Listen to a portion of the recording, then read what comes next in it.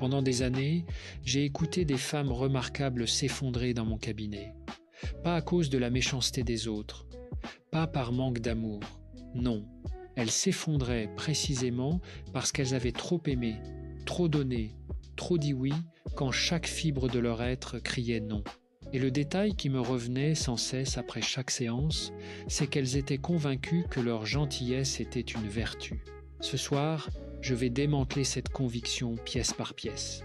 Parce que la science, pas le développement personnel des réseaux sociaux, la vraie science, celle des neurosciences, de la psychologie clinique, de la théorie de l'attachement, dit quelque chose de très dérangeant. Être gentil tout le temps n'est pas une qualité. C'est souvent un symptôme. Et dans certains cas, c'est une forme subtile d'autodestruction que vous avez appris à confondre avec de la générosité. Restez jusqu'à la fin. Je vous promets un outil précis, pas un vague conseil du type « aimez-vous davantage », mais un outil que vous pourrez appliquer dès ce soir dans une relation concrète de votre vie. Commençons par une histoire. Isabelle avait 50 ans quand elle est entrée dans mon cabinet. Cadre supérieur dans une grande entreprise, 2 enfants adultes, divorcée depuis 6 ans d'un homme qu'elle décrivait comme pas vraiment méchant, juste absent. Elle venait me voir pour de l'insomnie. Du moins, c'est ce qu'elle croyait. Au bout de 20 minutes, ce qui est apparu clairement, c'est qu'Isabelle ne dormait pas parce qu'elle ne s'arrêtait jamais. Elle gérait les problèmes de ses enfants à distance. Elle couvrait les erreurs de ses collaborateurs au travail. Elle écoutait sa sœur pendant des heures au téléphone sans jamais parler d'elle-même. Et elle venait de recommencer une relation avec un homme qui lui demandait un peu de patience depuis 16 mois. Je lui ai posé une question simple. Quand avez-vous dit non pour la dernière fois à quelqu'un que vous aimez ? Elle a réfléchi longtemps. Puis elle a souri, gênée, je ne sais plus. Isabelle n'était pas un cas isolé. Elle était la représentation parfaite d'un profil que je rencontre constamment dans ma pratique clinique et que la littérature scientifique documente depuis les années 80 sous différents noms. L'hypersensibilité prosociale, le syndrome de la bonne élève ou, pour aller droit au but, ce que certains chercheurs appellent la réponse de complaisance. C'est le 4e réflexe de survie que le docteur Pete Walker a décrit en complément du fameux Fight, Flight, Freeze. Face au danger, et j'inclus le danger émotionnel, certaines personnes ne fuient pas, ne combattent pas, ne se figent pas. Elles plaisent, elles accommodent, elles s'effacent. Et elles le font avec une aisance tellement naturelle que pendant des décennies, elles prennent ça pour du caractère. Voici le premier grand mensonge que la culture nous a transmis sur la gentillesse. On nous a dit qu'être gentil est une valeur morale, que ça mérite d'être récompensé, que les personnes douces et attentionnées gagnent l'amour des autres, qu'il suffit d'attendre, la réalité neurobiologique est moins romantique. Quand vous faites quelque chose de gentil parce que vous le voulez vraiment, parce que vous êtes animé d'un élan authentique, votre cerveau libère de l'ocytocine et active le circuit de récompense. Vous vous sentez bien, l'autre se sent bien. C'est ce qu'on pourrait appeler la générosité saine. Elle part du plein, pas du vide. Mais quand vous dites oui, par peur du conflit, par crainte d'être jugé, par terreur que l'autre parte si vous exprimez un besoin, ce qui se passe dans votre cerveau est radicalement différent. Le cortisol monte, l'amygdale s'active, vous êtes en état de vigilance. La générosité de façade, la gentillesse défensive est physiologiquement identique au stress. Vous n'aidez pas, vous survivez. La différence est invisible de l'extérieur. Parfois même, vous ne la voyez plus. C'est ça le piège. Des chercheurs de l'Université de Toronto ont publié en 2019 une étude fascinante sur ce qu'ils ont appelé l'accommodement anxieux. Les participants, qui se définissaient comme très agréables, avaient des niveaux d'anxiété significativement plus élevés face aux désaccords que ceux qui se considéraient modérément agréables. Leur gentillesse n'était pas une force, c'était une armure portée trop longtemps, devenue trop lourde. Alors, arrêtons-nous une seconde, parce que je vous entends peu être pensé. Mais si je fais attention aux autres, Si je prends soin des gens que j'aime, c'est quand même une bonne chose. Non? Oui, absolument. Je ne suis pas en train de vous proposer de devenir indifférente au monde, de vous transformer en personnage cynique qui dîne seul en comptant ses actions. Ce n'est pas l'objectif. L'empathie est une capacité magnifique. L'attention aux autres est un luxe humain précieux. Ce dont je parle, c'est de la frontière souvent floue, souvent effacée, entre prendre soin des autres et s'oublier soi-même, entre l'amour qui donne et le manque d'estime qui se sacrifie. Cette frontière, en thérapie cognitivo-comportementale, on l'appelle la limite saine, et sa construction ne doit rien au hasard. Elle est directement corrélée à ce qu'on a appris enfant sur notre propre valeur. Voici quelque chose que peu de gens savent. La façon dont vous vous comportez aujourd'hui dans vos relations adultes est en grande partie le résultat d'un programme neuronal installé avant vos 7 ans. Pas par malveillance, par adaptation. L'enfant qui grandit dans un environnement où ses émotions sont minimisées, où l'amour est conditionnel à la performance ou à la docilité, apprend très tôt une équation fondamentale. Si je suis sage, si je ne dérange pas, si je donne plus que je ne reçois, alors je suis en sécurité. Ce programme s'imprime, il devient automatique. Et 20, 40 ans plus tard, il continue de tourner en arrière-plan comme un logiciel qu'on n'a jamais mis à jour. Isabelle, quand on a remonté son histoire, se souvenait d'une mère dépressive qui s'illuminait uniquement quand Isabelle était parfaite. Elle avait appris à 5 ans que son propre bonheur était un luxe qu'elle ne pouvait se permettre qu'après avoir rassuré sa mère. 40 ans plus tard, elle faisait la même chose avec son ex-mari, ses enfants, ses collègues et ce nouvel homme qui demandait de la patience. La neuroplasticité, c'est dire la capacité du cerveau à se remodeler, nous offre une bonne nouvelle. Ces programmes peuvent être réécrits, mais d'abord, il faut les voir. Voici la deuxième chose que la science dit et que personne ne vous dira dans les livres de développement personnel grand public. La gentillesse excessive, ce que les cliniciens nomment parfois la soumissivité chronique, ne protège pas les relations. Elle les détériore. Je sais, c'est contre-intuitif. L'idée reçue, c'est que si vous vous montrez accommodante, l'autre sera heureux, la relation sera stable et vous éviterez les conflits. Logique, non? Sauf que les êtres humains ne fonctionnent pas comme ça. Une étude longitudinale menée sur des couples sur 10 ans, publiée dans le Journal of Personality and Social Psychology, a montré que les partenaires qui n'exprimaient jamais leur désaccord, qui s'adaptaient systématiquement aux besoins de l'autre sans en formuler les leurs, vivaient des relations objectivement moins satisfaisantes. Et pas seulement eux, leurs partenaires aussi. Parce que, quand quelqu'un disparaît derrière sa gentillesse, l'autre finit par ne plus savoir à qui il parle. Il n'y a plus de friction authentique, plus de surprise, plus d'altérité. La vraie intimité, celle qui dure, celle qui nourrit, naît du contact entre deux personnes entières, pas du contact entre une personne entière et son miroir. Il y a dans ce phénomène quelque chose que j'appelle le paradoxe de l'effacement. Plus vous vous effacez pour être aimé, moins vous êtes aimable. Parce que ce qu'on aime chez l'autre, c'est ce qu'il est, pas ce qu'il fait pour nous. Permettez-moi de vous parler d'une autre patiente. Je l'appellerai Nathalie, 61 ans, retraitée de l'enseignement, grande lectrice, femme d'une intelligence vive et d'une présence chaleureuse. Elle était venue me voir après la fin d'une amitié de 30 ans. Son amie Laurence avait décidé du jour au lendemain de ne plus lui donner de nouvelles. Ce qui avait brisé le cœur de Nathalie, ce n'était pas tant la perte elle-même, c'était la surprise totale. Comment avait-elle pu ne rien voir venir? En explorant leur relation, on a découvert quelque chose de révélateur. Pendant 30 ans, Nathalie avait systématiquement minimisé ses propres ressentis pour ne pas heurter Laurence. Elle trouvait ses blagues parfois blessantes. Elle gardait ça pour elle, elle se sentait parfois épuisée après leur conversation, elle ne le disait jamais.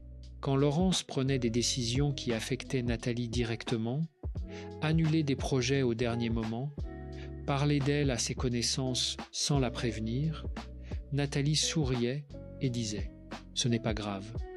Et pendant 30 ans, Laurence avait cru que tout allait bien parce que Nathalie ne lui donnait aucun signal contraire. Le drame, c'est qu'un jour, Nathalie avait eu un élan de franchise, une seule remarque mesurée et bienveillante, et Laurence avait rompu. Elle n'avait jamais appris à gérer le désaccord dans cette relation parce que Nathalie ne lui en avait jamais donné l'occasion. Voilà la cruelle ironie de la gentillesse défensive. En évitant les petits conflits, vous fabriquez les grands. Vous construisez des relations en verre et vous vous étonnez qu'elles se brisent au premier choc. Je veux maintenant vous parler du cerveau, pas de façon abstraite mais de façon concrète, de ce qui se passe chimiquement quand vous dites non. La plupart des personnes à qui j'ai posé cette question décrivent un moment physiquement désagréable. Une contraction dans la poitrine, une montée d'adrénaline, une voix intérieure qui dit « Et si ça tourne mal ? Et s'ils sont blessés ? Et si je perds leur amour ?» Ce n'est pas de la lâcheté, c'est de la neurobiologie. L'amygdale, cette petite structure au cœur de votre cerveau limbique, ne distingue pas entre un tigre dans la jungle et la possibilité de décevoir quelqu'un que vous aimez. Pour elle, c'est le même signal d'alarme. Et quand l'amygdale s'emballe, le cortex préfrontal, la partie rationnelle et nuancée, qui sait que vous êtes une adulte capable de gérer un désaccord, perd momentanément le dessus. En termes simples, quand vous avez peur de dire non, vous n'êtes pas idiote. Vous êtes détourné neurologiquement par votre propre système de survie. La bonne nouvelle, c'est que ce système peut être recalibré.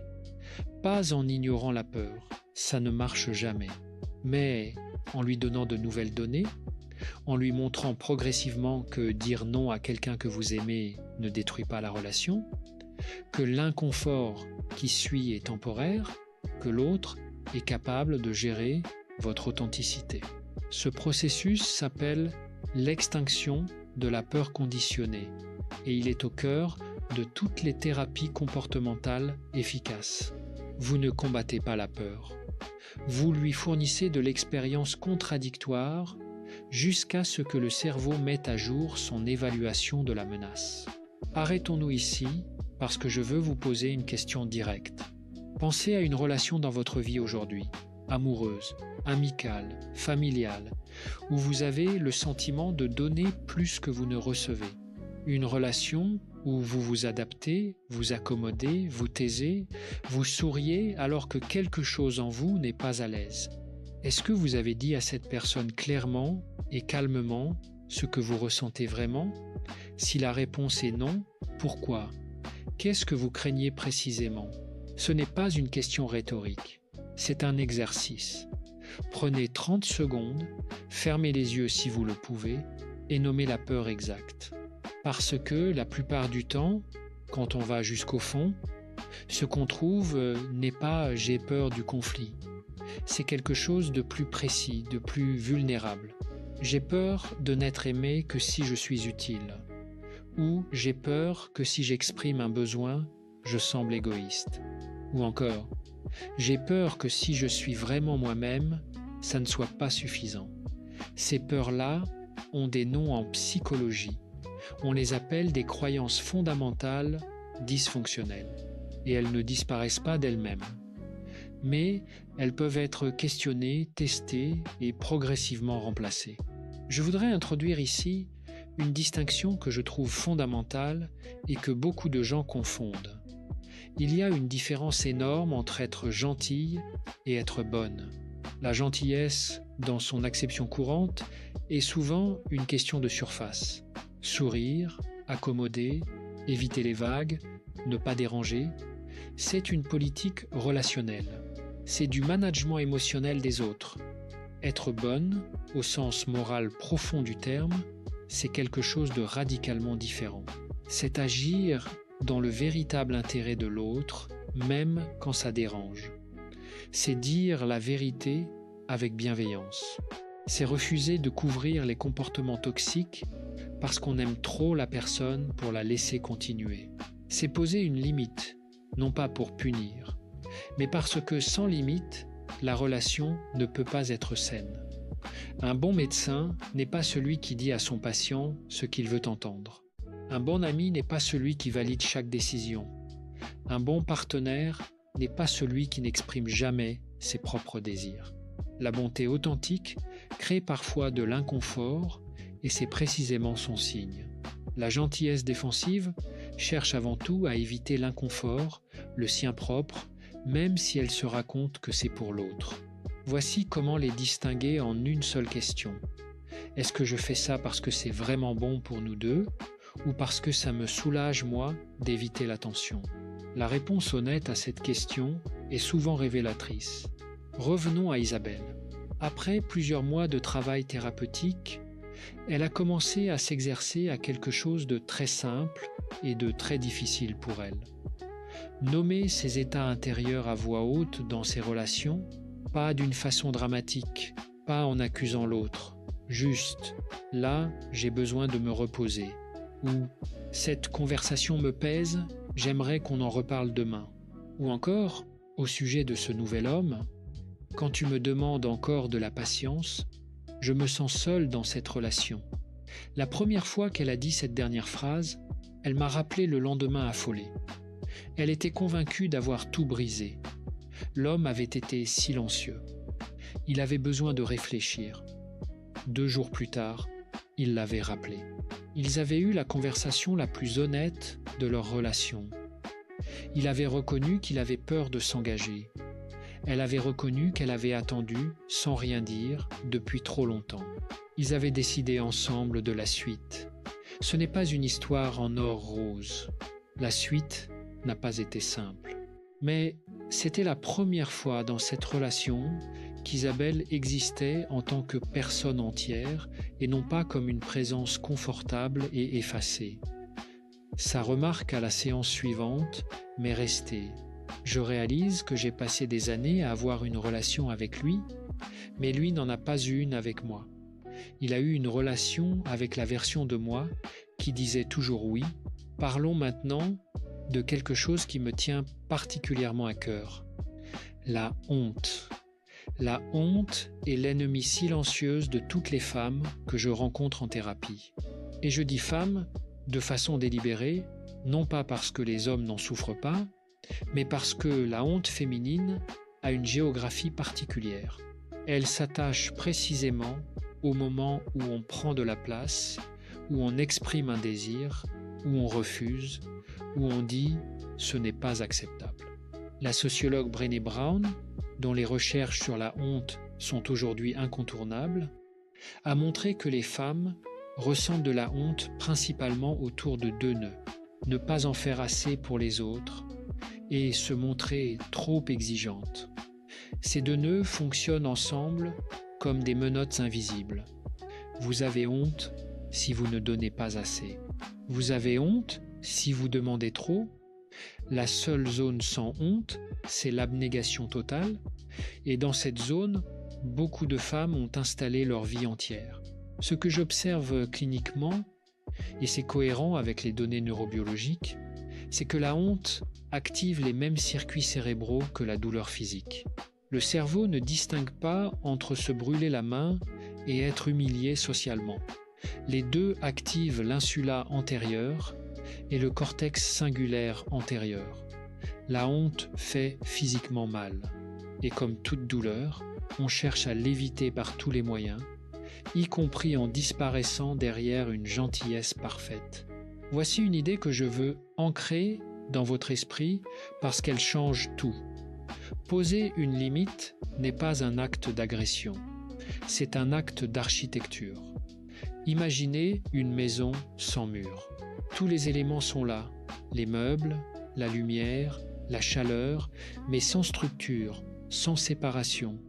Le vent entre partout, la pluie aussi.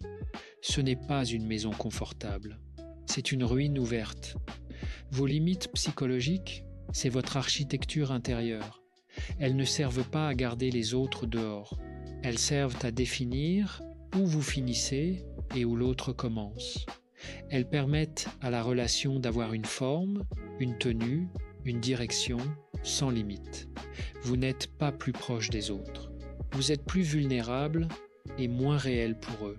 En thérapie cognitivo-comportementale, on travaille beaucoup sur ce qu'on appelle les droits assertifs, les droits fondamentaux que chaque adulte possède dans ses relations. Le droit de changer d'avis, le droit de ne pas avoir à se justifier, le droit de dire « j'ai besoin de temps », le droit de ne pas prendre en charge les émotions des autres. Ces droits ne sont pas acquis à la naissance sous forme de réflexes. Ils s'apprennent, ils se pratiquent. Et au début, ils font peur, parce qu'ils sont nouveaux et que le cerveau confond toujours nouveau avec dangereux. Je veux m'arrêter sur quelque chose de spécifique que beaucoup de mes patientes vivent et que j'appelle le piège de la culpabilité chronique. Vous avez peut-être remarqué ce phénomène. Vous posez une limite, l'autre réagit mal avec de la contrariété, du silence ou même de la colère, et immédiatement vous vous sentez coupable. Vous commencez à vous demander si vous avez eu raison. Vous rationalisez leur réaction. Vous cherchez à réparer quelque chose que vous n'avez pas cassé. Ce mécanisme est tellement prévisible qu'il a même un nom dans la littérature clinique, le retournement de culpabilité. La personne qui réagit mal à votre limite vous transfère, consciemment ou non, le fardeau émotionnel de son inconfort. Et là, le test décisif, c'est de se poser une question très simple. Ai-je blessé quelqu'un de façon injuste ou ai-je simplement déçu quelqu'un en affirmant mon propre besoin? Ce sont deux choses complètement différentes. Blesser injustement, oui, ça mérite de l'attention, de la réparation, mais décevoir quelqu'un parce que vous n'êtes pas disponible 24 heures sur 24, parce que vous avez besoin d'espace, parce que vous refusez de valider une décision qui vous semble mauvaise, ce n'est pas une faute. C'est de la santé relationnelle. La culpabilité chronique est souvent la gardienne d'une prison que vous vous êtes construite vous-même. Et la clé est sur la porte depuis le début. Permettez-moi maintenant de vous parler d'un concept qui m'est cher et que j'appelle l'intelligence relationnelle. Ce n'est pas l'intelligence émotionnelle au sens courant, c'est à dire simplement ressentir et comprendre les émotions. L'intelligence relationnelle, c'est quelque chose de plus stratégique et de plus courageux. C'est la capacité à agir dans une relation de façon à servir le bien commun, même quand ce n'est pas confortable, même quand ce n'est pas bien reçu dans l'immédiat. L'intelligence relationnelle, c'est dire à votre fille adulte que ses choix vous inquiètent, même si elle répond mal. C'est dire à votre ami que son comportement vous a blessé, même si la conversation est difficile. C'est dire à votre partenaire que vous avez besoin de plus de présence, même si vous craignez de sembler dépendante. Ce n'est pas de la gentillesse, c'est mieux que ça.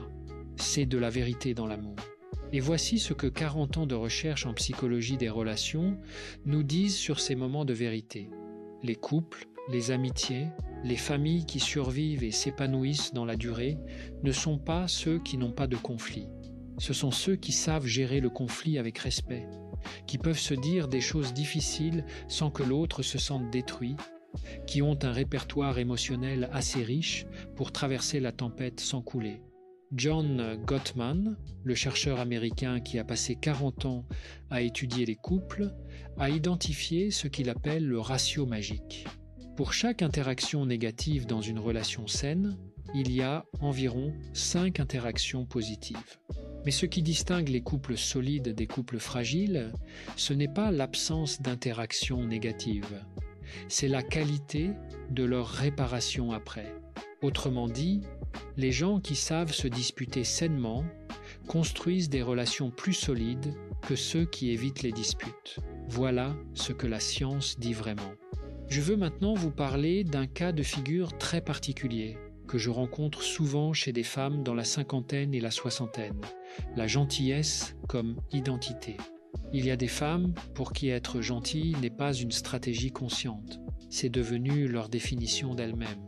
Leur valeur dans leurs propres yeux et dans ceux des autres repose sur leur disponibilité, leur douceur, leur capacité à mettre les autres à l'aise. Ces femmes, et je les admire profondément parce qu'elles ont souvent des ressources humaines extraordinaires, ont un problème particulier quand il s'agit de changer.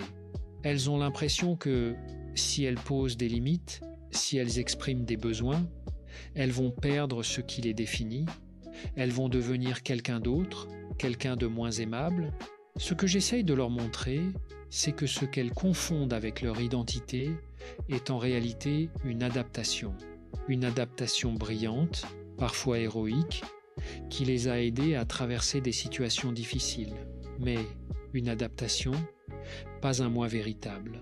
Le moi authentique, ce que les psychologues humanistes appellent le self authentique, est quelque chose de plus vaste, de plus robuste, de plus intéressant que la gentillesse. Il inclut les désirs, les limites, les contradictions, les élans et les refus. Il est fait de oui et de non. Il est fait d'ombre et de lumière. Et c'est précisément ce moi-là qui est aimable au sens profond du terme, pas parce qu'il est parfait ou qu'il plaît à tout le monde, mais parce qu'il est réel. Voici un micro-exercice que je donne régulièrement en thérapie. Je l'appelle l'inventaire du oui. Pendant une semaine, prenez note de chaque fois que vous dites oui à quelqu'un, mais uniquement les fois où, en disant oui quelque chose, en vous se contracte légèrement. Pas une douleur, une nuance, une petite résistance. À la fin de la semaine, regardez la liste. Demandez-vous, parmi ces oui, combien étaient des oui authentiques? Combien étaient des oui de peur, de fatigue, d'évitement? Vous n'allez pas transformer tous vos oui de peur en non courageux du jour au lendemain. Ce n'est pas l'objectif. L'objectif, c'est simplement de commencer à voir, de réintroduire votre propre subjectivité dans l'équation. Parce qu'on ne peut pas changer ce qu'on ne voit pas et on voit rarement ce qu'on a appris à ignorer depuis l'enfance. Je veux aborder maintenant quelque chose que j'entends presque jamais dans les discours sur l'amour sain, la colère.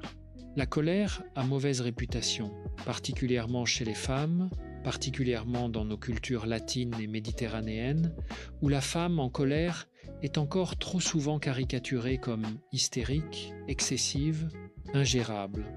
Et pourtant, la colère est une information. Neurobiologiquement, la colère se déclenche quand une valeur importante est bafouée, quand une limite est franchie, quand on se sent traité de façon injuste. C'est un signal d'alarme d'une précision remarquable. Les personnes qui ont appris à étouffer systématiquement leur colère, et c'est très souvent le profil des personnes trop gentilles, ne font pas disparaître la colère. Elles la transforment en dépression chronique, souvent en ressentiment, parfois en maladie somatique dans les cas les plus sévères. La psychosomatique est formelle là-dessus. Les émotions non exprimées ne disparaissent pas dans le néant.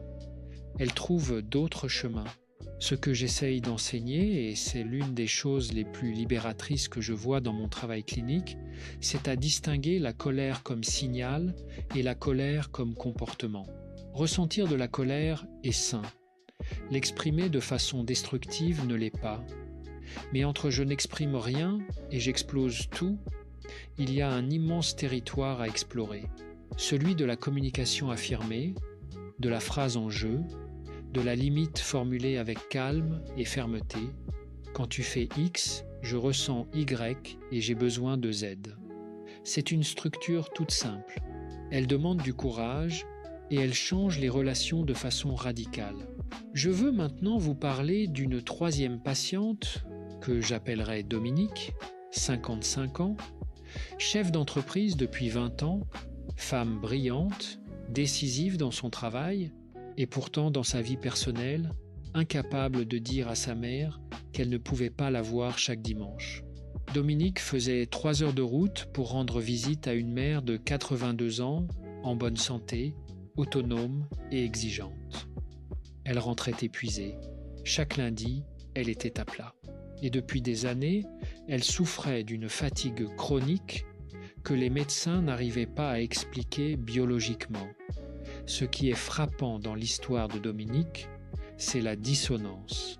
Au travail, elle gérait des équipes, prenait des décisions sous pression, négociait des contrats.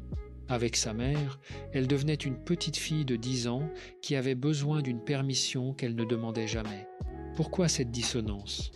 Parce que les relations professionnelles et les relations d'attachement primaire activent des circuits cérébraux différents. Votre patronne n'a pas câblé votre cerveau émotionnel. Votre mère, si. Et face aux figures d'attachement de l'enfance, ou face à leurs équivalents adultes, les vieux programmes se réactivent avec une force que la raison seule ne peut pas contenir. Dominique a fait quelque chose de courageux.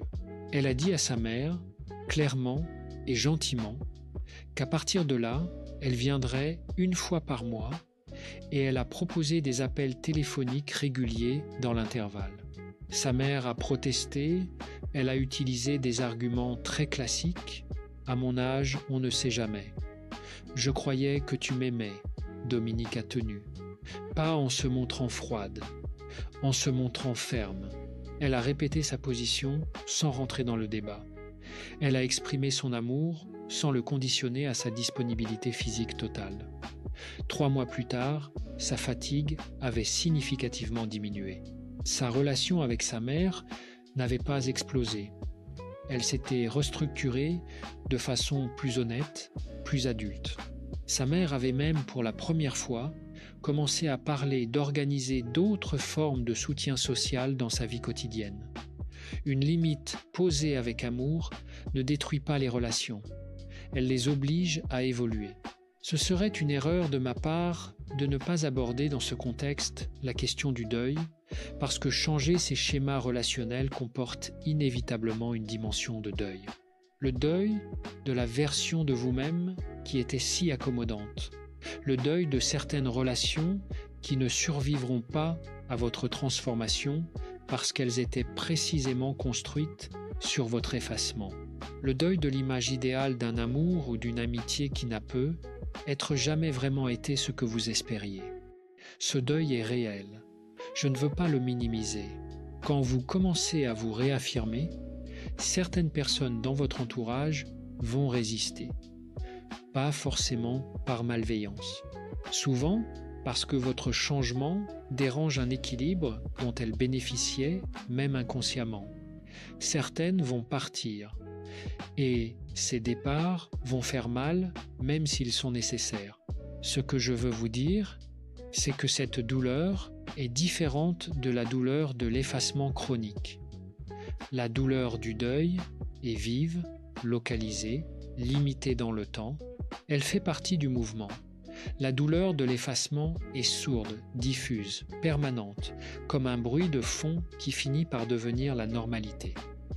L'une traverse, l'autre vous dévore lentement. Choisir la première est l'un des actes de courage les plus profonds qu'une personne puisse accomplir. Parlons maintenant de la fatigue de compassion, parce que c'est un sujet que beaucoup de femmes de plus de 50 ans connaissent intimement sans lui donner ce nom. La fatigue de compassion est un phénomène documenté initialement chez les soignants professionnels, infirmières, médecins, travailleurs sociaux, psychologues, mais qui s'observe avec la même acuité chez toutes les personnes qui portent les émotions des autres de façon chronique. Les symptômes, un épuisement émotionnel profond, une perte progressive de la capacité à ressentir, une sorte d'anesthésie affective qui arrive après des années de surengagement, une irritabilité croissante, un sentiment de vide à la fin des journées les plus bien remplies, et souvent une culpabilité supplémentaire de ne plus ressentir assez de compassion pour les autres. Ce que la recherche montre, c'est que la fatigue de compassion n'est pas une défaillance morale, c'est une conséquence biologique prévisible de l'empathie chronique non protégée. Le système nerveux a des ressources limitées. Quand elles ne sont jamais rechargées, elles s'épuisent. La protection contre la fatigue de compassion passe par ce que les chercheurs appellent la self-compassion, la compassion envers soi-même. Christine Neff, psychologue à l'Université du Texas, a consacré une grande partie de sa carrière à démontrer que la bienveillance envers soi-même n'est pas du narcissisme. C'est une ressource psychologique fondamentale qui permet précisément de continuer à être disponible pour les autres, mais depuis un lieu de plénitude plutôt que d'épuisement. La vieille métaphore de l'avion, mettez votre masque à oxygène avant d'aider l'autre. Elle est cliché, oui. Elle est aussi parfaitement exacte sur le plan neurobiologique. Voici quelque chose que peu de gens savent et que j'aurais peu être dû dire au début. Tout ce dont nous parlons ce soir, les limites, l'assertivité, l'intelligence relationnelle, la distinction entre gentillesse et bonté, tout ça n'est pas une invitation à devenir moins aimante. Absolument pas. C'est une invitation à aimer de façon plus juste, plus durable, plus vraie. J'ai vu des centaines de personnes traverser ce chemin en thérapie. Et ce que j'observe invariablement, c'est que quand elles commencent à s'affirmer, à prendre de la place, à exprimer ce qu'elles ressentent vraiment, leur capacité à aimer ne diminue pas. Elle s'approfondit. Elle devient plus choisie, plus consciente, plus généreuse, dans le bon sens du terme. Parce qu'elle donne depuis un lieu de force et non plus depuis un lieu de peur. Parce qu'elles disent oui quand elles veulent dire oui. Et ce oui-là vaut quelque chose. Parce qu'elles s'autorisent à recevoir aussi bien qu'à donner, et que l'amour pour la première fois peut être circule dans les deux sens. C'est ça l'amour intelligent. Ce n'est pas un amour moins passionné ou moins intense, c'est un amour qui se respecte suffisamment pour durer, un amour qui connaît ses propres contours, un amour qui peut dire « je suis là entièrement et je te demande d'être là aussi ». Ce n'est pas excessif. C'est le minimum vital d'une relation digne de ce nom.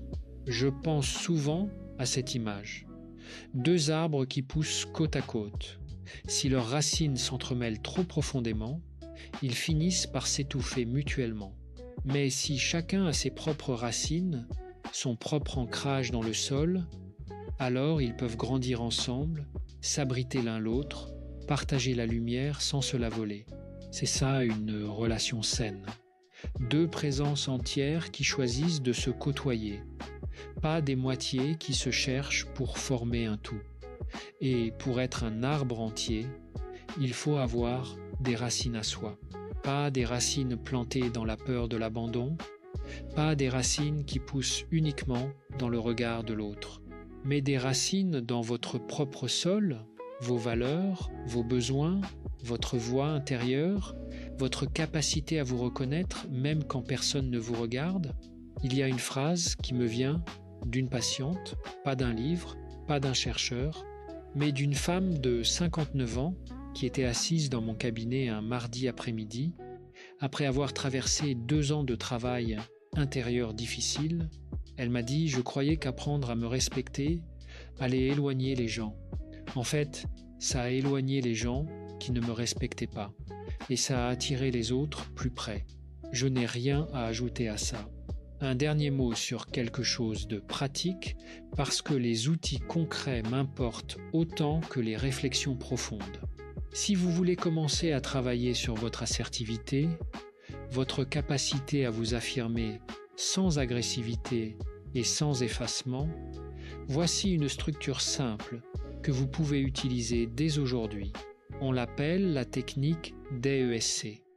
D pour décrire la situation objectivement, sans jugement. E pour exprimer ce que vous ressentez en utilisant le « je » et non le « tu ». S pour spécifier ce que vous souhaitez de façon concrète et réaliste. C pour conséquence, indiquer ce que vous espérez comme résultat positif pour la relation. Exemple concret, quand nos réunions se terminent toujours plus tard que prévu, sans que j'en sois informé, je me sens mal à l'aise car j'ai d'autres engagements. J'aimerais qu'on commence à l'heure ou qu'on me prévienne à l'avance si ce n'est pas possible, parce que ça me permettrait de mieux m'organiser et d'être encore plus disponible pendant nos réunions. Vous voyez la différence? Avec tu fais toujours pareil, tu ne respectes personne. Même frustration à l'origine. Résultat radicalement différent.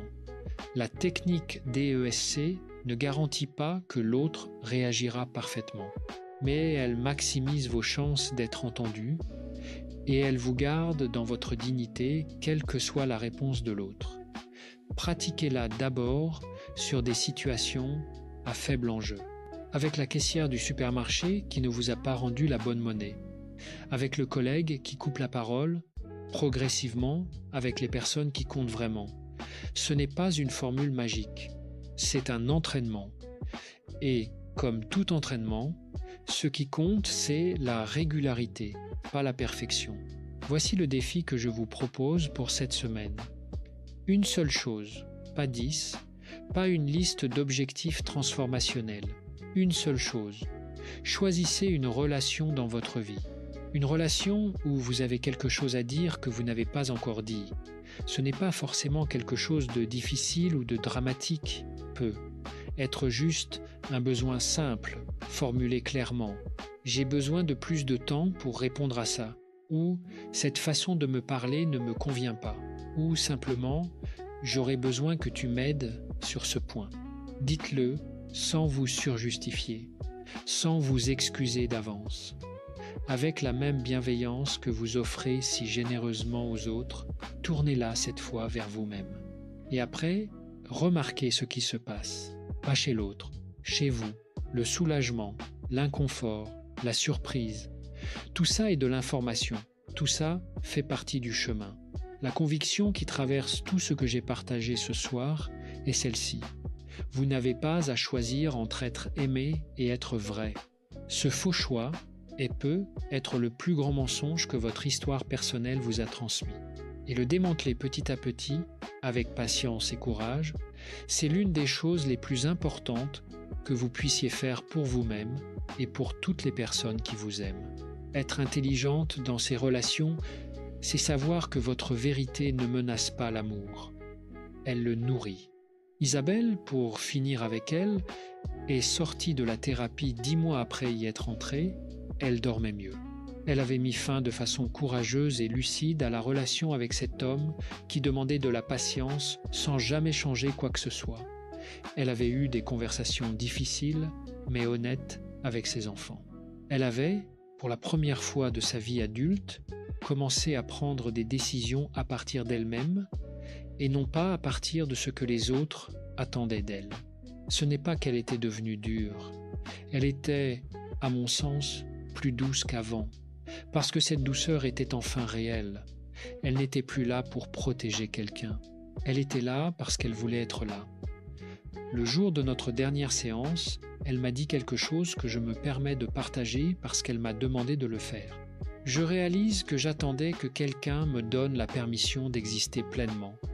Et j'attendais depuis 40 ans.